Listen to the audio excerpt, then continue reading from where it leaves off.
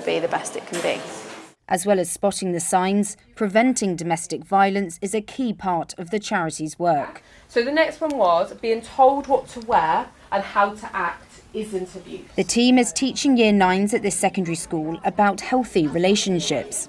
Obviously, some children aren't aware of what's going on and what's happening, but some are. So it's really important to get that information out to other students. I feel like a lot of students like to stay quiet about it and won't show people what they're feeling because they don't want to be judged. The fact that you have the right to say no and they should leave you alone. When we're talking about green flags and red flags, they don't actually see it in the people because it's not as clear as green and red in real life. It's usually a bit of mix. They're not quite clear with what they want to do with their partner and the relationship. It's hoped this training means students will be better equipped to deal with different relationships. Social media is really, really important for our young people. It's the way they communicate with each other, but there are very little barriers and boundaries within that, so it's quite free rein for them to be really quite abusive and quite hostile to each other. Students like to hear other voices than ours, and I think you can see from their reaction they've really taken on board what was shared with them today. As Fear Free takes their Healthy Relationships programme into more schools,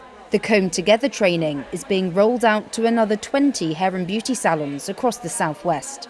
1 in 4 women experience domestic abuse in their lifetime and 1 in 6 men, which is still a really large number. So we just want to make sure that men have those spaces too. Barbershops are a really common space for men to attend, and quite frequently. So we see the kind of relationship that professionals get with their guests or their clients in these kind of establishments is really built on trust. It's just so professionals feel comfortable in approaching that situation and knowing that they've done the right thing for themselves. Because otherwise, we don't want professionals to go home feeling that that's their burden.